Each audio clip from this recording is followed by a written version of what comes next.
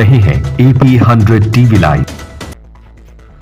नगर परिषद द्वारा आज श्रीमद् भागवत कथा का चौथा दिन था, जिसमें पंडित राम सेवक शास्त्री द्वारा आज बहुत ही आनंद के साथ श्रीमद् भागवत कथा सुनाई जा रही है और पुरुष एवं महिलाएं अपना आनंद उठाते हुए नजर आए। भक्तगण एवं सभी नगरवासी नाचते गाते श्रावण के महीने में बहुत ही मनमोहक आनंद लेते हुए नगरवासी नजर आए। हरिओम परिहार की रिपोर्ट। तुम्हारे सामने छलिया नारायण खड़ा हुआ है, तुम्हें छल लेगा तो हमारे पास कुछ भी नहीं बचने देगा, इसलिए संकल्प करने का कोई प्रयास मत करना।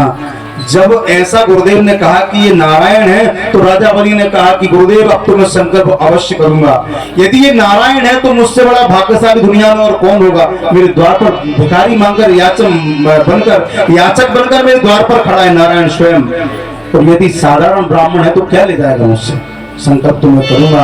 जल लेने के लिए हाथ में खड़े हुए और जल लेकर के संकल्प कर दिया। विष्णु विष्णु विष्णु श्रीमद् भगवतो महापुरुषस्य अमुक गोत्राः अमुक नामाः। मैं राजा बलि वामन स्वरूप भगवान को 3 पग भूमि संकल्प करने का दान करने का संकल्प करता हूँ। अहम करिष्ये।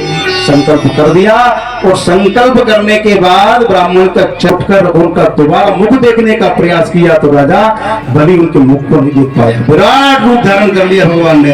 बोली विराट स्वरूप भगवान की विराट रूप धारण कर लिया भगवान ने।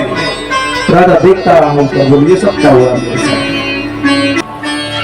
भू भुवा स्वाहा महा जना तपा और सातों लोगों को एक पग में नाप लिया। ब्रह्मलोक में भगवान का चरण पहुंच गया। ब्रह्मा जी ने चरण पर क्षरण कर लिया। फिर वही भगवान का चरणामृत गंगा के रूप में प्रकट हुआ। इसलिए गंगा जी की इतनी महिमा है। एक चरण में भगवान ने नीचे के सारे लोग नाप लिए। अतल वितल सुतल तलातल रसातल महातल और पाताल सातों लोगों को नाप लिया। 2 पग हो गए। अब कहा राजा बलि तीसरी पग की व्यवस्था करो। अब कहां जाऊंगे। राजा बलि ने कहा भगवान अब तो मेरे पास कुछ बचा नहीं है, जितना था सब अपने नाप करना ही पड़ेगा। तो राजा बलि ने कहा भगवान अब जितना था वो आपको मैंने दे दिया। राजा बलि आपके सामने खड़ा है, आप चरण उठाइए और तीसरी पग की आप पूर्ति करके मेरे सिर पर चरण रख दीजिए। और जैसे ही राजा बलि के सिर पर भगवान ने चरण रखा, देवता लोग फूलों की बरसात करने लगे। बड़ी भक्तवत्सल भगवान फूलों की वर्षा करने लगे, उसकी भाग्य की सराहना करने लगे। शेष महेश दिनेश गणेश सुरेश मुझाई निरंतर ध्यान।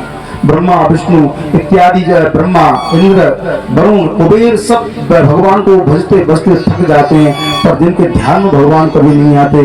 धन्य वो राजा बलि और साक्षात लोकीनाथ भगवान श्रीमन नारायण, जिन्होंने अपना चरण राजा बलि के सिर पर रख दिया। राजा की जय जयकार होने लगी। 3 पग भूमि का संकल्प पूर्ण किया। फिर राजा बलि की बेटी खड़ी खड़ी देख रही थी। तो पहले वामन भगवान जब आए तो आगे देख कर कहती कितना सुंदर बालक है। और जब मैं महल के अंदर जाऊं तब मैं आपके दर्शन करूं। तो भगवान ने कहा क्या द्वारपाल बन जाऊं। बोले जो भी बनना पड़े वो आप बनी, पर जाऊं तब दर्शन होना चाहिए आपके, और बाहर आऊं तब आपके दर्शन होना चाहिए। एक रूप से भगवान पहरा देने लगे बलि के द्वार पर। बहुत समय बीत गया। लक्ष्मी जी पहुंची, नारद जी मिले। नारद नारायण कहा बहुत दिन से लौट कर नहीं आया, कहाँ चले गए बता दो भैया।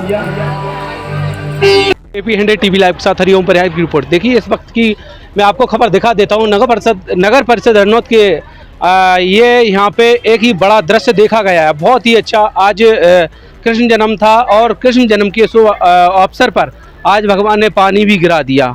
और हमारे यहाँ के जो व्यास जी हैं, शास्त्री जी हैं, तो उनसे मैं आज चर्चा करना चाहूँगा। आज कौन सा दिन था, उनका परिचय के विषय पे चर्चा करूँगा। सर्वप्रथम आपका परिचय दें। जय श्रीमन नारायण, जय श्री राधे। मेरा नाम आचार्य राम सेवक शास्त्री, आरोन से आया हूँ जी। अभी यहाँ कथा का कौन सा दिन था आज? आज कथा का चतुर्थ दिवस था आज जी, जिसमें भगवान वामन की बालीलाओं का अवतार की कथा, राम जन्म की कथा और कृष्णावतारी कथा सुनाई गई भक्तों को चतुर्थ दिवस में। ये कथा आप सुनाते हो, बीच में सूक्ष्म कथा सुनाई जाती है, इसका महत्व क्या है, इसके विस्तार में बताइए। ये सूक्ष्म कथा सुनाई जाती है, बीच में थोड़ा सा ब्रेक देके जल्दबाजी में कथा सुनाई जाती है, इसका क्या पूरा महत्व है? इसका महत्व ये है कि वो देखो, वैसे तो भागवत अथाह है और अनंत है, पूरी कथा सुना पाना साध्य में किसी की बस की बात नहीं है। फिर भी सार सुनाने का हम प्रयास करते हैं। मूल प्रसंग जो है, जो जिसमें आनंद भक्तों को आ रहा है, उस प्रसंग को हम ज़्यादा से ज़्यादा विस्तार सुनाने का प्रयास करते हैं। और बाकी फिर जैसी ठाकुर जी के पास समय जैसा रहता है वैसे फिर बढ़ जाते हैं कथा। सबसे माने तो किस कथा का उपयोग ज़्यादा रहता है? जैसे ठाकुर जी राम कथा, किस कथा का ज़्यादा उपयोग इस कथा में करते ये हैं? तो भागवत की कथा है, तो कृष्ण की कथा ही है तो पूरी। कृष्ण कथा रहती इसमें है। राम कथा का भी थोड़ा सा विस्तार किया जाता है, क्योंकि बगैर राम कथा कृष्ण कथा समझ पाना संभव नहीं है। जो कौन से दिन राम कथा का इसमें वर्णन आता है, किस दिन आता है? वैसे तो बिना तुलसी कृत बिना रामायण के तो कोई भी कथा संभव है ही नहीं, जी। पर फिर भी चतुर्दिवस में राम कथा का वर्णन भागवत में आया है, जैसे आज सुनाया गया था। वैसे तो बिना रामायण के तो कोई भी कथा गाना संभव नहीं है। सब में तुलसी कृत रामायण की तो चौपाइयाँ गानी ही पड़ेंगी, तो भक्त समझ पाते हैं। तो ये कथा का आज चौथा दिन था और कृष्ण जन्म भी बड़े धूमधाम से मनाया गया था। इसके पहले आपकी कहाँ कथा थी, उसके बाद में कहाँ है? ऐसे तो हमारी कथाएं चलती रहती हैं फिलहाल में। अभी आरोन से कथा करके आए थे, और पहले भी कार्यक्रम यहाँ थे, अभी यहाँ है कथा। इसके बाद गुना में कथा का प्रोग्राम बन रहा है, चलती रहते हैं कार्यक्रम कहीं ना कहीं।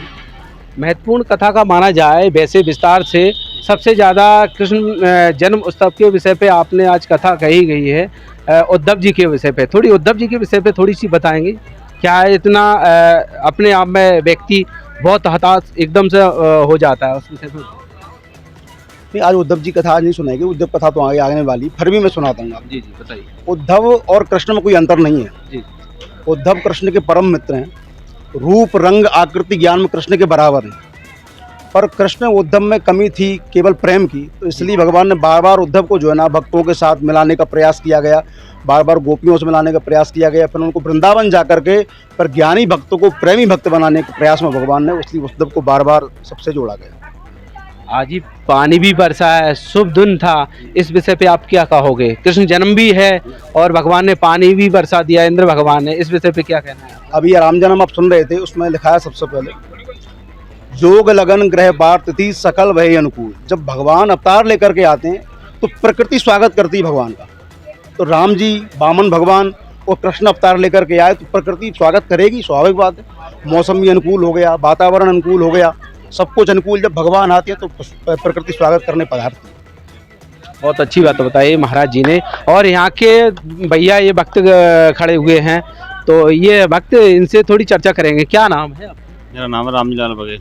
आज कथा का कौन सा दिन था? चौथा दिन था। कैसा लग रहा है आज यहाँ रन्नौद में इतनी सारी पब्लिक एकत्रित हो रही है और बड़ा ही दृश्य देखने को मिल रहा है, इस विषय पे आप क्या कहोगे?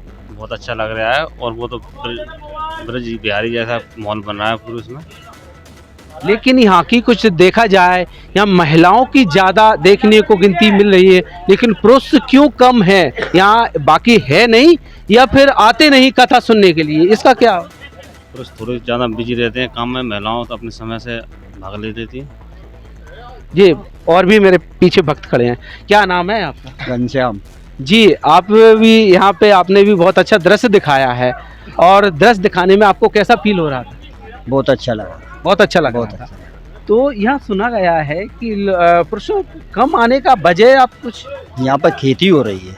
अच्छा, किस चीज की खेती? कृषि की। अच्छा, मक्की की है, सोयाबीन की है।